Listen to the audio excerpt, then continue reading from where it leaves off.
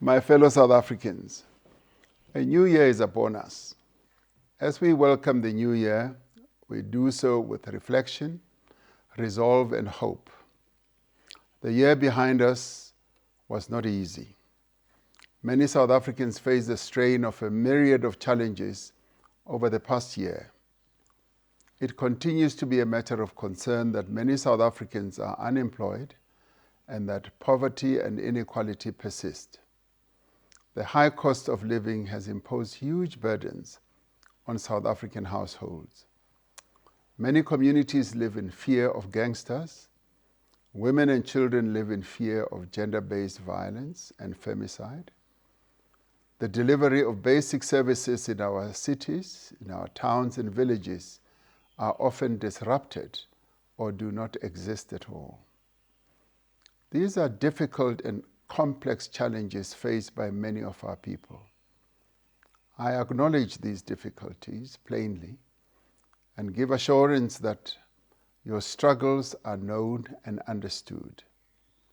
We are continuing to take a variety of actions to address these challenges.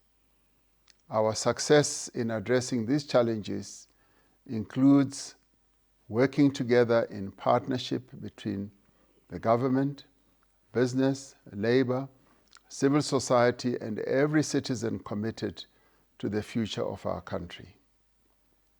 We look back on the many initiatives we have taken to address our challenges. On reflection, we are encouraged by the emerging progress that is laying the foundation for even better progress in the year ahead. Yes, much more still needs to be done. We therefore enter the new year with renewed hope, greater purpose, and even greater confidence in the potential of our great nation and its people. We are grateful for your resilience, for the way we have stood together through difficult moments, and for a unity that remains firm. Together, we are changing our country for the better. Our economy is recovering. We are working on creating more jobs, especially for young people. Inflation has eased. The cost of living is coming down. The rand has strengthened. South Africa's sovereign credit rating has been upgraded for the first time in 20 years. This means government can mobilize funding for infrastructure investment and social development at a much lower rate. The structural transformation program that we embarked on 5 years ago is showing positive progress. Eskom's performance, which in the recent past caused hardship to households, communities, and businesses, has improved steadily. As a result, our country has gone without load shedding for many months. More goods are being transported on our rail network and are also being handled through our ports. We have restored more commuter rail corridors, making it possible for more people to travel safely and affordably on our trains. Infrastructure is one of our key priorities. We have for the first time budgeted more than 1 trillion rand for infrastructure investment over the next 3 years. This has catalyzed the revitalization of our country's roads, port, rail, energy, and water systems, where investment is now evident. Through the Presidential Employment Stimulus, through the Presidential Youth Employment Intervention, and other public employment programs, we have enabled thousands of people to find opportunities to earn, learn, and build livelihoods.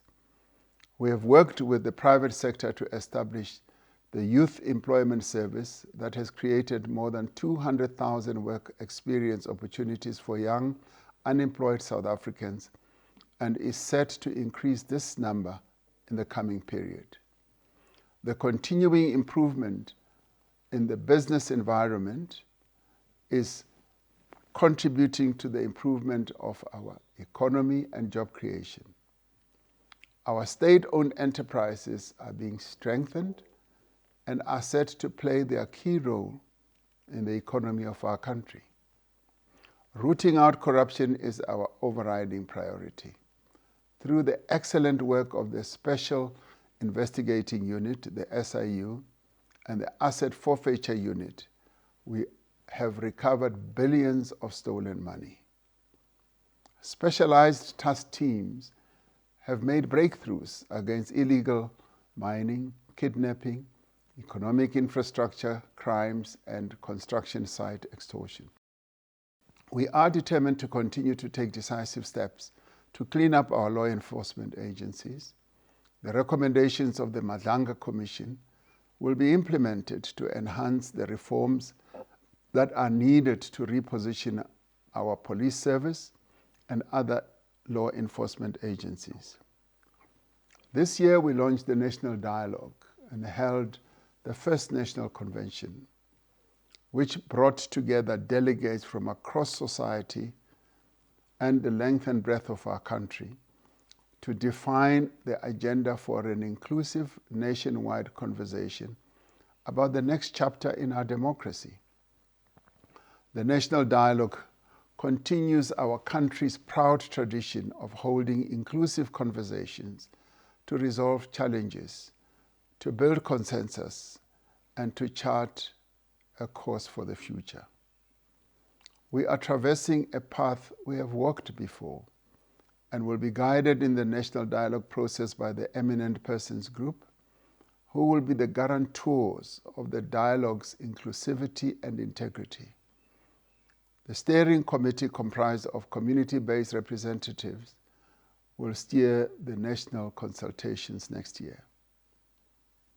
South Africa's standing in the global community has been enhanced and reaffirmed by our successful hosting of the first G20 summit ever held on African soil. The leaders' declaration adopted by the summit articulated global commitments on inclusive economic growth, debt sustainability, climate action, food security, reform of global financial institutions, and a number of other key issues. We can stand proud as South Africans that the legacy of our G20 presidency is that we ensured that the voice of our continent, Africa, and the global South is recognized, reflected upon, and respected. Fellow South Africans, our nation is like a river fed by many streams. We may at times diverge and differ, but we always converge like streams of a mighty river. There may be boulders in our way, but we get around them like the flowing waters of a mighty river. We've shown that when we work together, we overcome even the most difficult obstacles. Our spirits have been lifted by the excellent performance of our artists, our sports people, our musicians and writers. We salute all who continue to proudly fly our national flag across the world in international forums, in sports, arts and culture, academia, commerce, science, medicine, the judiciary, politics, labor, trade, investment, and many other endeavors. To our young people, you are the future of our nation. Your energy, creativity, and skills are vital to South Africa's renewal and progress. To the workers of our country, to the entrepreneurs, business people, and professionals, your contribution drives our economy forward. To the women of our country, you are the backbone of our nation. We honor and respect you. To our men and women in uniform, we salute you as you perform your duty of protecting our nation. To our civil servants, you serve the people of our country diligently with respect. To our doctors, nurses, and other health workers, we thank you for working to heal the wounds of our people by keeping them healthy and alive. To our public representatives, you are the guardians of our democracy. To our traditional leaders, you are the custodians of our rich heritage and are the conscience of our nation. To the people living with disabilities, your strength and resilience gives us courage to work harder, to stand by you, and ease your burdens. To our sportsmen and women, you make us proud to be South African on the world sporting stage. To our media people who continue to keep the nation informed of what is happening in our country, we thank you. To our elders, your wisdom continues to guide us. For the contribution that every South African has made in all of our people's lives endeavors over the last year, we thank you. Despite the challenges that we face, our country is getting stronger. Our economy is improving. As we prepare to welcome a new year, let us remain united to building the South Africa of our dreams. I call upon the men of South Africa to respect and honor the young girls and the women of South Africa and desist from gender-based violence and femicide. Wherever you may be across our beautiful land, I wish you a happy and blessed new year. May God continue to bless South Africa and protect its people in 2026. Thank you.